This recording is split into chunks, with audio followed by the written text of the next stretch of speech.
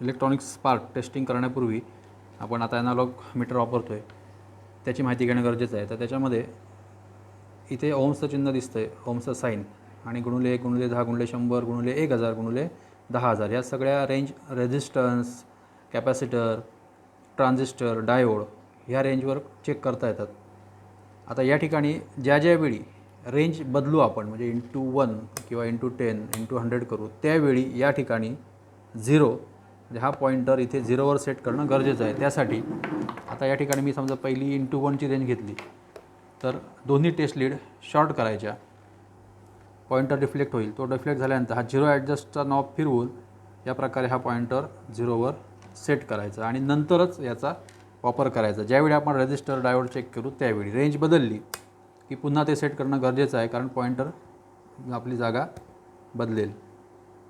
या प्रकारे ज्यावेळी रेंज बदलेल त्यावेळी 0 सेट करणं गरजेचं आहे. ही रेंज ओम्ससाठी.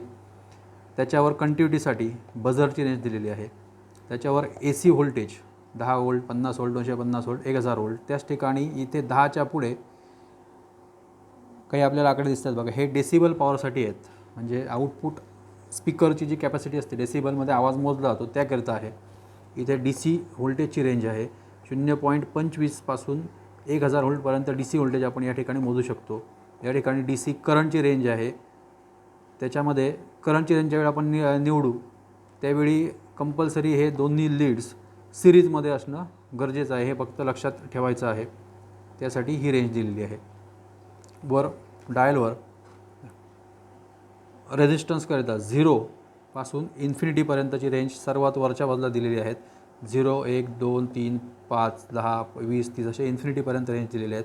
त्याच्या खाली 0 ते 10, 0 ते 50 आणि 0 ते 250 ह्या रेंज AC आणि DC व्होल्टेजसाठी आहेत. त्याच्या खाली एक रेंज दिसते आहे AC 10 व्होल्ट, वेगळी रेंज दिसते आहे बघा. त्याच्याच खाली सेलसाठी, सेल टेस्ट करण्यासाठी ही एक रेंज दिसते आहे. आणि त्याच्या खाली साऊंडसाठी, डेसिबल पॉवरसाठी एक रेंज आपल्याला दिसते या ठिकाणी. अशा पद्धतीने वेगवेगळ्या रेंज इथे आहेत. त्यापैकी आपल्याला वरची रेंज ही जास्त वेळा वापरावी लागते, वरची आणि ह्यामधल्या 3 रेंज व्होल्टेजसाठी. आता आपण मल्टीमीटर सहाय्याने रेझिस्टन्स